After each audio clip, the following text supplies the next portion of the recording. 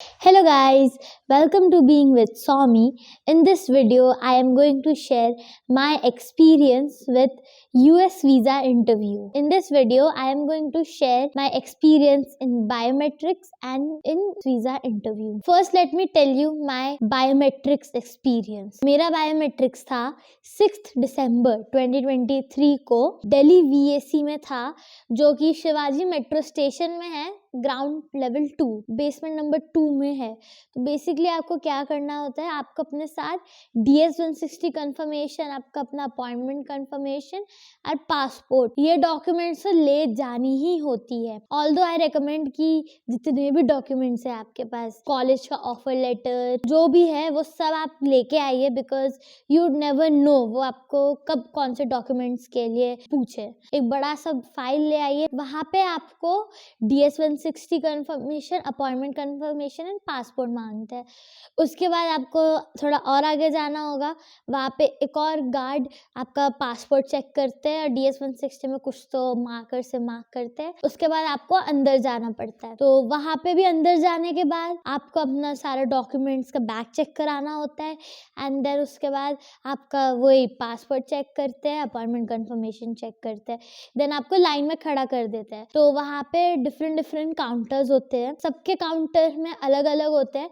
जो आपके बायोमेट्रिक्स लेंगे वो इंडियंस भी हो सकते हैं। मेरा जो बाजू वाला काउंटर था उसमें लिटरली एक आदमी को उन्होंने प्लेज पूरा पढ़ाया था। उन्होंने कहा था कि repeat after me, I the citizen of India, never लाई, जैसे करके कुछ तो था, तो रिपीट करना था। थैंकफुली मेरे काउंटर में ऐसा कुछ नहीं था। आपको लाइन में खड़ा होना पड़ता है और आपके सामने एक ऐसी छोटी सी दीवार होती है, दीवार के सामने कोई ऑलरेडी एप्लीकेंट बैठा रहता है, उसका बायोमेट्रिक्स वगैरह चलता है।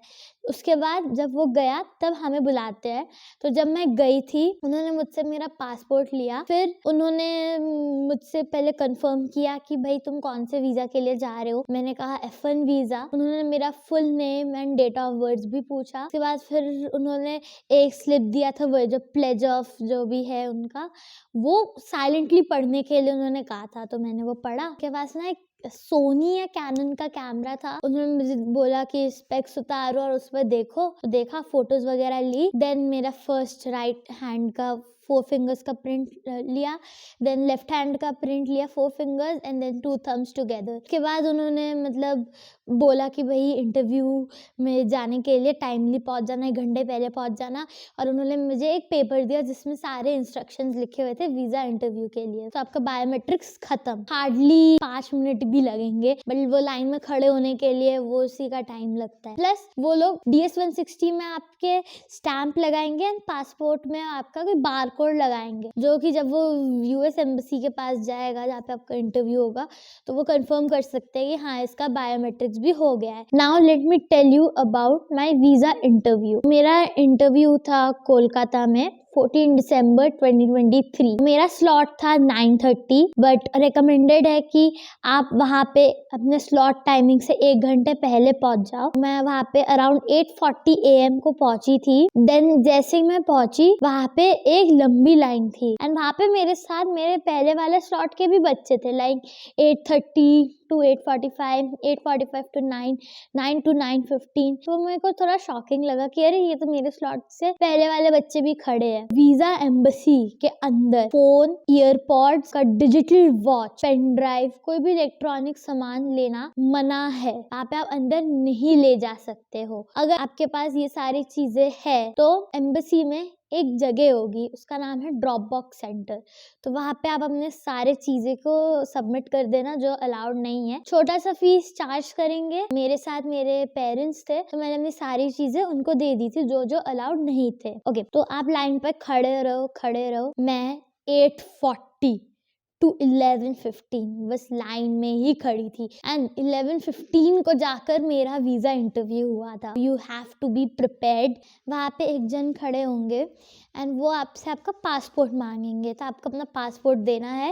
देन वो आपको पूछेंगे आपका नाम और कौन से स्लॉट से हो। उनके पास कुछ शीट था जहाँ पे सबके नाम लिखे हैं जिन जिन को इंटरव्यू देना है, तो वहाँ पे वो टिक कर देते हैं। सो गाइस, आगे बढ़ने से पहले मैं आप लोगों को बता दूँ क्या क्या डॉक्यूमेंट्स ले जाना बहुत इम्पॉर्टेंट है। फर्स्ट जो सबसे इम्पॉर्टेंट है that is your passport. Second is DS-160 form. thirdly है अपॉइंटमेंट कंफर्मेशन, बोथ आपके बायोमेट्रिक्स का और इंटरव्यू का. और जो आपके अपॉइंटमेंट कंफर्मेशन में या DS-160 कंफर्मेशन, दोनों में से किसी एक पे आपका बायोमेट्रिक से स्टैंप लगा होना चाहिए. वो आपका स्टैंप चेक करेंगे. आपके पास आपका I-20 होना ज़रूरी है. वैसे तो सारे ही डॉक्यूमेंट्स इंपॉर्टेंट है, बट I-20 को मान के चलिए it is the second most important document after the passport. And वैसे तो मैं रेकमेंड करती हूँ कि एक फोल्डर में आप इसके सारे डॉक्यूमेंट्स लेके जाओ.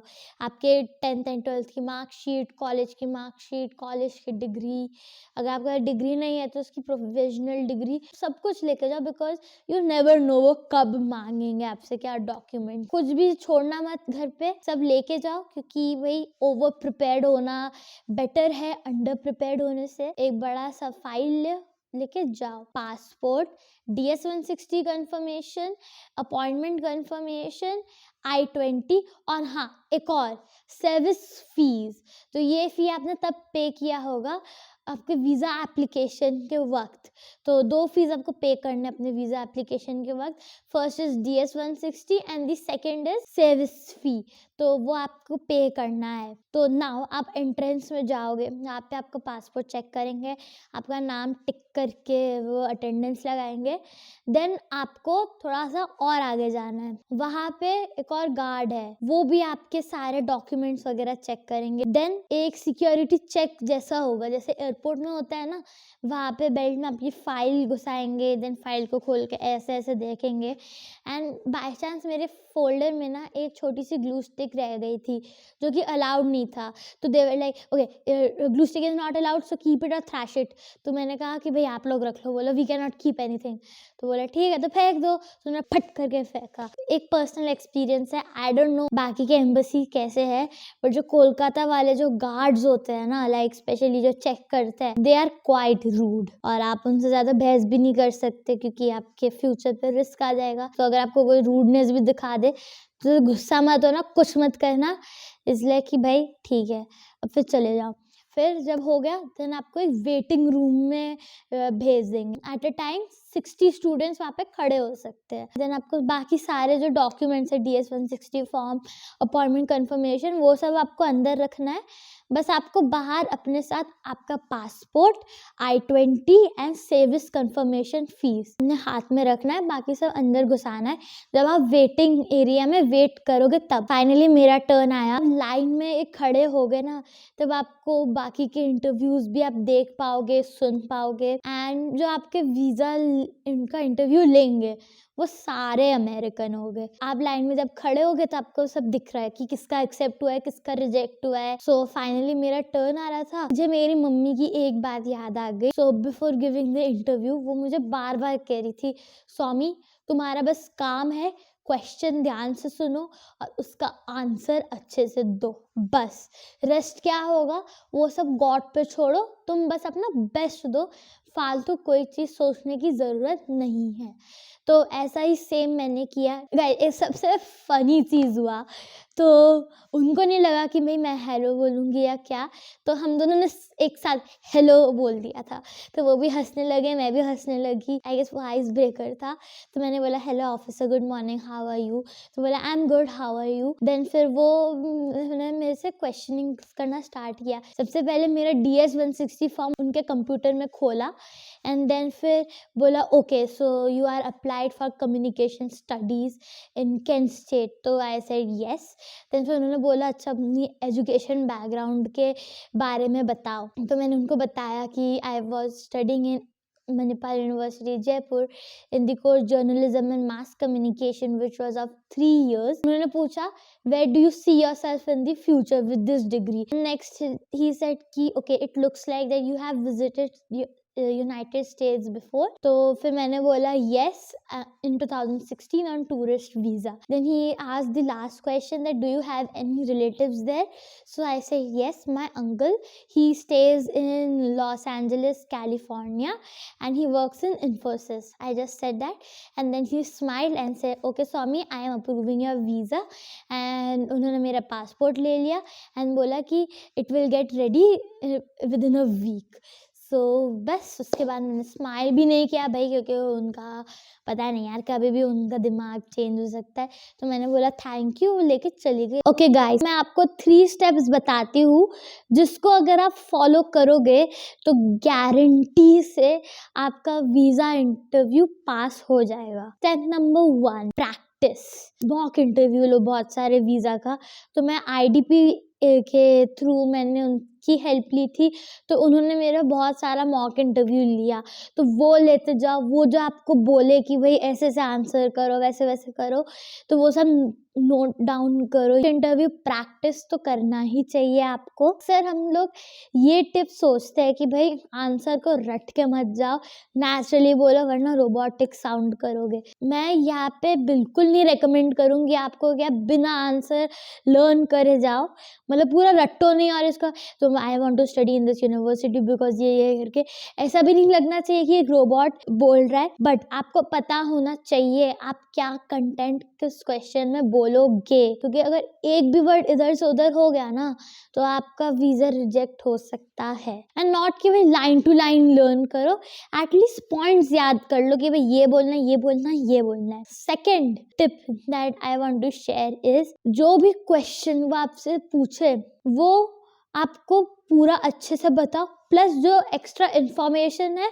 वो भी आप बताओ, ताकि उनको उसी से रिलेटेड आपको दूसरा क्वेश्चन ना पूछना पड़े। Let me give you an example. जैसे उन्होंने ऐसे 2 क्वेश्चंस थे जो उन्होंने मुझसे पूछा था। So the first question was कि did you travel to the United States before. तो अगर मैं यस आंसर बोलती तो उनको दूसरा क्वेश्चन पूछना पड़ता कि भाई कहाँ ट्रैवल किए, कौन से वीज़ा पे। Instead of just saying yes, से yes I have traveled to USA in 2016 on tourist visa। तो सिर्फ yes के अलावा आप उसका साल और कौन से वीज़ा पे गए थे वो भी बोलो, तो फिर उनको सेकंड क्वेश्चन इससे रिलेटेड नहीं पूछना पड़ा। सिमिलरली उन्होंने मुझसे एक और क्वेश्चन पूछा था कि do you have any relatives in US। सिर्फ yes आंसर करोगे इट्स नॉट गुड, वो आपको रिजेक्ट कर सकते, वो आपसे पूछ सकते हैं हु स्टेज देयर ऐसे करके। जैसे मैंने कहा था yes my uncle stays there, he lives in Los Angeles California। आपको उस टॉपिक से रिलेटेड दूसरा क्वेश्चन उनको नहीं पूछने देना है, सारे डिटेल बताओ, क्योंकि वो क्यों क्वेश्चन पूछ रहे हैं, भाई उनको क्या फ़र्क पड़ रहा है आप कौन से आप कब गए थे US या कौन रहते हैं, आपको जानने के लिए नहीं पूछ रहे, मतलब आपको पर्सनली जानने के लिए नहीं पूछ रहे। तो वो जो पर्टिकुलर इन्फॉर्मेशन के लिए लुक आउट कर रहे हैं। तो अगर आप कॉन्फिडेंटली वो इन्फॉर्मेशन आप दोगे तो आपके एक्सेप्टेंस की हाई चांसेस है। And the third tip which is the most important tip, आपका जो आंसर होगा स्पेसिफिक होना चाहिए। जैसे फॉर एग्जाम्पल मेरे सामने एक लड़की थी, उनको पूछा था कि वाई दिस यूनिवर्सिटी, तो उसने कहा था कि I chose this university because वहाँ पे एक्स्ट्रा करिकुलर एक्टिविटीज़ भी बहुत है। ऑफिसर ने पूछा ठीक है एक्स्ट्रा करिकुलर एक्टिविटीज़ है बट तुम तो पढ़ने जा रही हो ना, तो एक्स्ट्रा करिकुलर एक्टिविटीज़ से क्या रिलेशन है। वो आंसर ही नहीं कर पाई एंड देन उसका वीज़ा रिजेक्ट हो गया उधर के उधर ही। Be specific, like why this university का ये मत बोलो क्योंकि उसके इतने एकड़ लैंड है, वहाँ पे ये है, जो भी वेबसाइट में डिटेल्स लिखी है वो मत बोलो। वहाँ पे आप अपना कोर्स के साथ रिलेट करो, भाई मैंने अपना यूनिवर्सिटी इसलिए चूज़ किया है बिकॉज मेरा कोर्स ये था, उसमें ज़्यादा प्रैक्टिकल नॉलेज दे रहे थे जो कि बाकी यूनिवर्सिटी में मुझे मिल नहीं रहा था, या फिर वहाँ पे एक प्रोफेसर पढ़ाते हैं जिनके गाइडेंस अंडर मैं भी पढ़ना चाहता हूँ।